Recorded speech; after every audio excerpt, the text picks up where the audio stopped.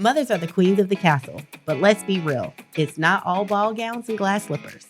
On this podcast, we're giving you a peek behind the throne at the privilege and responsibility of wearing the crown. My name is Helen Hope Kimbrough, and I'm a proud wife and mom of 2 adult sons. And I'm Charlita Hatch, a proud wife, married to my high school sweetheart, and a proud mom to 2 little ones. Get ready as we share jewels with each other And you around all things connected to motherhood. Hello, everyone. My name is Helen Hope Kimbrough, and I'm here with my girl, Charlita. Hey, y'all. So today's topic we are excited to bring to you. It is around networking. And we have a question that was kind of posed, should women, specifically Black women in general, hide how they network with each other? Interesting. So, Charlita, I would like to start out with the definition of what networking Ground us in the facts before I pounce. Ground us in the facts because you are ready for this topic. Yes, I'm on the edge of my seat. I know. So networking is the action or process of interacting with others to exchange information and develop professional or social tactics. And so before we delve further in, how has networking influenced you in your life? So good. And so another way to kind of say that definition and what I always, talk to people about professionally, a lot of women get nervous about networking, or they say, I'm not good with networking. And I'm like, you know what? Networking is about connections. Yes. It's about connecting and building relationships. And you should do that in the way that's most authentic to you. So as a woman, for me, I'm probably not going to network at the cigar lounge. That's just not authentic to me. Mm-hmm. But I might invite you to a cooking class. I'm a mom. I may invite you on a play date. Might invite you for coffee. Mm-hmm. But what is the thing that is most authentic to you? So when you think about networking, think about connecting. Yeah. And I think as women, as Black women, as moms, it's so important to have a network or a community or people that you can connect with. Mm-hmm. And for me, it has helped me to be able to see beyond what I know to be an opportunity or to be true. There are certain things, whether it's been professionally or personally, that I did not have awareness about, whether it's like we've talked about previously, having someone to come and clean your home, and that being okay. Yep. and a freeing thing. It's like, oh, people do this. Yes. Oh, wow. Right. Yes. So it's helped me personally and professionally with opportunities, but also on just how I live my life. How about you? Yeah. I would say it's just definitely broadened my landscape. I think I'm a natural networker. I know that there are people who shy away from it because they don't think they're good with it, but it is a muscle that you have to build. And so even if you are a little hesitant at the beginning, you just have to keep doing it just to build the muscle. And over time, you can perfect it. What I like to do around networking is really just ask people about who they are, less about me, more about them. And I find that people are more interested in talking about themselves or sharing those, professional details or personal details, also finding what we have in common. Like I always tell people, we are more alike than unalike. That's the Maya Angelou quote that I kind of live by. And it's just so important, I feel, to do that. Even people at my company will always say, wow, you're just a natural networker. You just always just talk with people just to find out who they are. You always get their names. And I just feel like it's just those simple and subtle things that you can do to get to know a person that can help them relax, but also help them bring forth information. And I love that it's authentic to you. Yes. So for me, whenever I'm meeting people, whether it's clients or family or friends, I try to find out people's birthday. I am a very big birthday person. I'm also Team Gemini. And so I'm very into the fact that I'm a Gemini and what that means and how I show up. But it gives you an additional touch point. Yes. So if you could take the memory of immediately putting that person into your calendar, their birthday, setting a yearly occurrence, you can have an authentic way that's authentic to you and follow up with them every single year. Like, hey, ran into you, thought about you. I remember it's your birthday, right? And that's a way, again, authentic to me, but gives you a reoccurring touch point with someone. So it's not awkward. That's a birthday gift. I love The gift that keeps on giving. The gift that keeps and on it's a giving. nice surprise because a lot of It people is. they meet so many people, they don't think you remember. Yeah, yeah. I think for me, it's their kids or their family or something that's significant to them that I can kind of recall and remember. I think that's another part of networking. Even when I came into the building today, I stopped and talked with some people I haven't seen like in 3 years. And it was like, how's your family? How old is your son? And we just started connecting from, that. And then she ended up asking me about my sons. And what I think is interesting, even with moms, I think you need to have mom tribes, circles, communities, a village, whatever, however you would define it, right? You need to have people that you trust that can help you navigate through the peaks and valleys of motherhood, right? Because it's not all rainbows and sunshines. Yeah. You want to have people that you trust with your children, right? And so the more you can widen that circle and include moms that you trust, then you have an outlet of people that when you can't make the field trip at school, there's another mom watching. Yes. When you can't stay for soccer practice, there's another mom that's willing to take your child to the bathroom. Yes. Like just those little things. Yep. And so my question, Helen, is why would we hide it? I know. That's a good segue because the topic came about, true story, because, I'm in a group of women who are significant. Most of us have started new positions since the pandemic, so we've all elevated in our careers. And I thought it would be a great, authentic way for us to kind of showcase that, highlight it, write a story about it, pitch it to the news or to a magazine, but then also invite like some media to kind of, reflect on it with us. And it was, why should we let people know that we know each other? I think it's, better that we kind of keep this to ourselves because then it's just our circle. And that way it helps us, right? And so I'm still bothered by that statement, but I wanted to know your perspective on it. So I know we're all on a journey. Yes. And one of the things that I didn't realize until this past spring break, that part of my type A control behavior comes from a place of distrust. Okay. And I didn't realize that until spring break where, I like to have a plan. I like to have all the things. I'm like, we're going to see the subway. We need to know how do we take the train and all that. And my husband, who operates from a place of trust, is like, somebody help us figure it out. And I realized in that moment, I don't trust people to help us figure it out or to get us to the right place. So I say all that to say my response, I know, comes from a place of distrust, but my initial reaction is, one, are you ashamed of me? Why would you not want people to know that we are connected? Why does it have to be a secret? What are we hiding? Who in this circle don't you want to be? It immediately has my mind spiraling to a place of why? That's my first reaction. Yeah. And you're not supposed to respond to your first reaction. Yeah. My second reaction then goes back to probably rooted in race.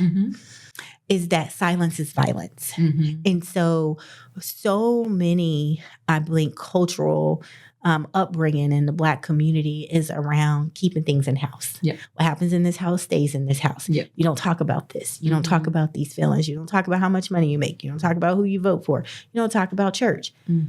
Well, in my view, we don't talk about that because we don't want people to know. Yeah. Because there's not equity across the board. Yes. Right? Yes. So we don't talk about salaries because we don't want people to know how much other people are making. It is helpful when we talk about it and when we expose how much we make, and they actually now have a lot of pay ranges on job descriptions. Yes, because of that. When we don't talk about politics, we don't sometimes know that the decisions that you're making or how you're voting actually may impact another family who you're close to. Yeah. But because you don't talk about it, you're not getting a humanized perspective because it's so far away from you. And then the same thing with religion. You can have an adult conversation to have different perspectives. But within my faith, our job is to win souls for Christ. If we can't do that, if we can't talk about it, how do you do that? I agree. Right? And so my first reaction, operating from a place of distrust. The second reaction is still kind of like, I can't understand why we wouldn't talk about it unless it's just rooted in a cultural kind of unbiased. You don't even realize that you're just groomed and raised that if you talk about it, then people will know, and somehow that will cause harm to you. So it's still rooted in trauma. It is. And I mean, specifically post-traumatic slave disorder or trauma or syndrome. I think that's the word that I'm trying to go for. We'll say that again. Post-traumatic. PTSS, post-traumatic slave syndrome. That's what it is. Thank you. Interesting. Yes. And we ended up talking about this topic. And basically, it is rooted in a place where you could have everything together. You could share all of your accolades and accomplishments. But if you did that, you were in trouble. You may have been sold. You know, your family may have been disbanded because of it. And so that is, you know, trauma that we continue to live with that we don't even know. Another one is not highlighting, you know, those accomplishments that you have because, if I do that, you know, will people look at me differently? Will they think that I have more and they don't want me to have more? Will they retaliate against me? Another part of that. And similarly, we won't do that with our kids either. We won't say that, oh, you know what? Like I always say, my adult sons on here, I never really say what they do because are you going to judge me when you find out what they do? Or are you going to be like, oh, congratulations, your sons do these things. I should not be doing that, but I know that I have done that. And I think as women, I think there are mean girls, right? And there are women who get their power from being the only in the room, right? And so because of that, they don't want other women around. And then there are women who want to empower women. They subscribe to that mentality and they're kind of lifting as you climb. Yes. And so I think there's this viewpoint of, you know, what type of woman am I engaging with? And is this a woman that is looking to get information from me to outdo me? Or is this a woman who is trying to truly, genuinely develop an authentic relationship to support me and we can support each other? Yes. And then I think with that extra lens of being Black women, you then have the kind of extra scrutiny of a lot of our circles are still like 1 or 2 generations into like education and like socioeconomic privilege. And so in some circles, maybe your family, you may or may not be the one who made it. And sometimes you got to dim your light a little bit so they don't think you're better than them. Yes. In circles where you are living out your career, you may be the only. And, you know, part of your success is being the only. Yes. And then within your peer group of friends or sister circles, then you may be in this community, but afraid that if people really see how big this community is, they may stop giving their support. Yes. And all of those things. And it's just all of those different thoughts that you have to constantly balance, whether you're a woman or a Black woman, as you navigate through these circles. I say disrupt them. And it's tiring and exhausting to do that constantly. I mean, just by you saying that, I mean, how many iterations did you say? Like 4 or 5 things that we have to consider like on a daily basis? And that's not even all of them. Girl, that's a lot. Yep. But that's why I think you got to break it. To me, you got to go in and be proud about who's in your circle, who you know. Yep. Because that also, truth be told, puts people on notice. Yes. Right? Yeah. So I am actually pretty proud in my professional career that I don't want to be the only. Right. And so I want to amplify and celebrate and lift so people see we exist. There was this wonderful conference that I went to in November, and it was for Black technologists. And it said, people think we don't exist. Here we are. Yes. And I was just like, wow, the boldness of it. But so many people say the talent doesn't exist. The talent's not there. But you know, we should be looking for ways thousands at that conference. Yeah, we should be looking for ways to amplify and to be proud about who we know, I agree, where we're going, so that people know we are not monolithic. And the other thing I'll share is like Michelle Obama. when she first got into the White House. And I don't know exactly where she said it, but it was around Sasha and Malia and how you'll probably remember their jewel tone coats and how they always look so nice.